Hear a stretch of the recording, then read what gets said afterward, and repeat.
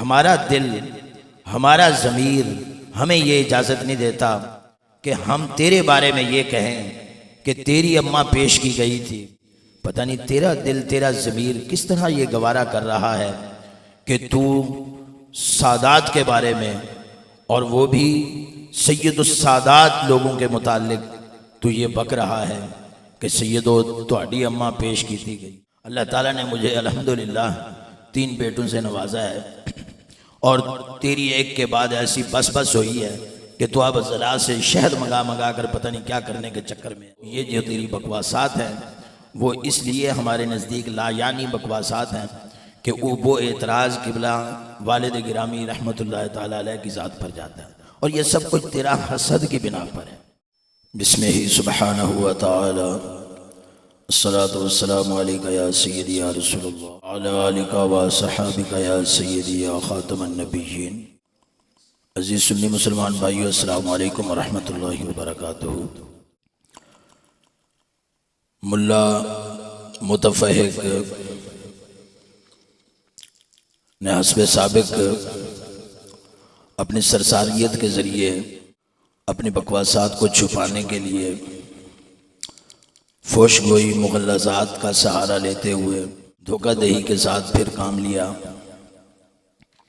اصل میں بکھلاہٹ کا شکار ہو کر کبھی تو کہتا ہے کہ میں آپ سے جواب نہیں دوں گا، پھر جب اس کا پیمپری گروہ اس کو مجبور کرتا ہے کہ نہیں، یہ علمی میدان میں اس طرح سے مات تسلیم کرنے والی بات ہے، تو پھر دھوکہ دہی کے ساتھ اپنی سابقہ روش اور عادت کے مطابق بک زیادہ اور باتیں کم، تو وہ کچھ نہ کچھ اپنے متعلقین کو مطمئن کرنے کے لیے شائع کر دیتا ہے۔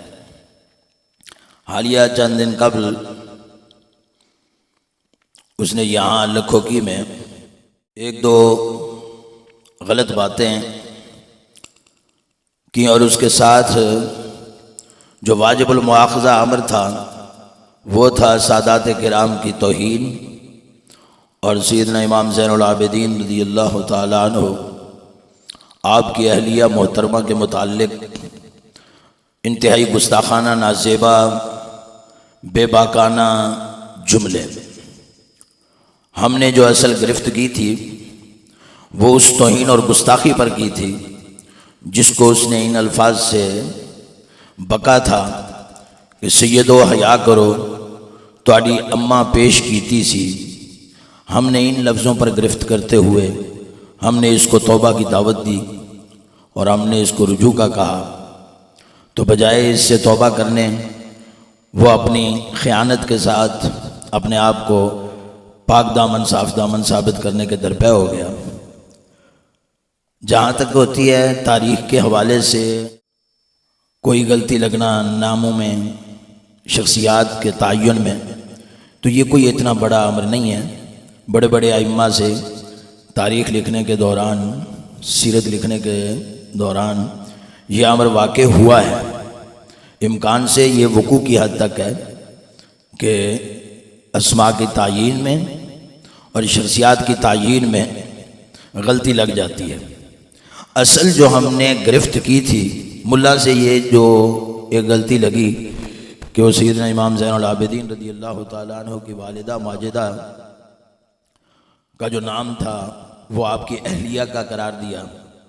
خیر، اس کو اس نے بڑے ڈرامائی انداز کے ساتھ اپنے تشدد اور اپنی سرساریت کے ساتھ چھپا دیا، اپنی اس غلطی کو مانتے ہوئے بھی چھپا دیا، مگر جو اصل توہین اور گستاخی تھی ہٹ درموں کی طرح اس پر وہ قائم رہا۔ اس پر جواب دیتے ہوئے کہتا ہے کہ کنیز شرعی تحفہ میں پیش کی گئی، تو اس پر ہم اتنا عرض کریں گے کہ جاہل، متکبر، تجھے عزت نفس بچانے کی پڑی ہوئی ہے۔ مردود پاکان بارگاہ کی بارگاہ میں اگر کوئی نازیبا الفاظ منہ سے نکل گئے ہیں تو ہٹ درمی پر قائم رہنے کی بجائے توبہ اور استغفار کر، اور لوگوں کو بتا کہ مجھ سے یہ جملے غلط نکل گئے ہیں۔ ایک ہوتا ہے کنیز شرعی پیش کرنا اور ایک یہ الفاظ کے ماں پیش کرنا. تجھے ان دو لفظوں میں کوئی فرق نہیں ہے. ماں پیش کرنا اور کنیز شرعی پیش کرنا، یہ تو بداہتاً ہر بندہ اس چیز کا فرق سمجھتا ہے کہ ان دو لفظوں میں کتنا فرق اور تفاوت ہے.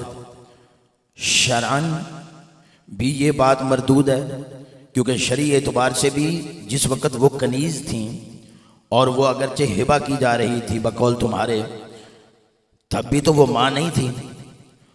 اس وقت ان کو ماں قرار دینا اور پھر یہ بھدی الفاظ بولنا کہ سیدو تمہاری ماں پیش کی جا رہی تھی، نہ عرفاً نہ شرعاً اور نہ ہی عقلاً یہ الفاظ موزوں اور درست اور مناسب ہیں. بدیہی البطلان چیز ہے. خدا کا خوف کر، حیا کر. ہمارا دل، ہمارا ضمیر ہمیں یہ اجازت نہیں دیتا کہ ہم تیرے بارے میں یہ کہیں کہ تیری اماں پیش کی گئی تھی. پتہ نہیں تیرا دل، تیرا ضمیر کس طرح یہ گوارا کر رہا ہے کہ تو سادات کے بارے میں، اور وہ بھی سید السادات لوگوں کے متعلق تو یہ بک رہا ہے کہ سیدو تہاڈی اماں پیش کی تھی گئی. تو نے جو بک بک کی ہے ہمارے خاندانی معاملات میں یا میرے ذاتی معاملات پر، اس کا جواب تجھے میرے والد محترم قبلہ حضور قطب الارشاد علیہ الرحمہ ہی دیں گے. خدا کا خوف کر، حیا کر. مگر تو عدیم الحیا ہے، بے شرم اور ڈھیٹ بنا ہوا ہے اور امام البغیرت بنا ہوا ہے. تجھے ان چیزوں سے کیا غرض؟ باقی رہی بات تو نے جو بک بک کی ہے ہمارے خاندانی معاملات میں یا میرے ذاتی معاملات پر، اس کا جواب تجھے میرے والد محترم قبلہ حضور قطب الارشاد علیہ الرحمہ ہی دیں گے. اس کی وجہ یہ ہے کہ میرا عقد نکاح بھی آپ نے ہی پڑھایا تھا. میرے پہلے 2 بیٹوں کے نام بھی آپ نے اپنی حیات طیبہ میں رکھے تھے. اس پر مبارکبادیں بھی آپ نے دی، خوشی کا اظہار بھی فرمایا، اور پہلے بیٹی کی ولادت کے لیے آپ نے تعویذ مبارک بھی مجھے عنایت فرمایا تھا. تو یہ جو تیری بکواسات ہیں وہ اس لیے ہمارے نزدیک لا یعنی بکواسات ہیں کہ وہ اعتراض قبلہ والد گرامی رحمۃ اللہ تعالیٰ علیہ کی ذات پر جاتا ہے، اور یہ سب کچھ تیرا حسد کی بنا پر ہے. اللہ تعالیٰ نے مجھے الحمدللہ 3 بیٹوں سے نوازا ہے، اور تیری ایک کے بعد ایسی بس بس ہوئی ہے کہ تو اب ذرا سے شہد منگا منگا کر پتہ نہیں کیا کرنے کے چکر میں ہے. خدا کا خوف کر، حیا کر. زبان ہمارے منہ میں بھی ہے، بولنے پہ آئیں تو تیرے گھر کے متعلق ہم بھی بہت کچھ بول سکتے ہیں، لیکن ہمارا خون ہمیں اس چیز کی اجازت نہیں دیتا. میں یہ سمجھتا ہوں پاکان بارگاہ کے متعلق اگر کسی سے کوئی غلیظ جملے منہ سے نکل گئے تو پھر بھی وہ اڑا رہ جائے تو ایسا شخص کسی بدکار ماں کا بیٹا تو ہو سکتا ہے، نیکوکار ماں کا بیٹا اس کی یہ عادت نہیں ہو سکتی.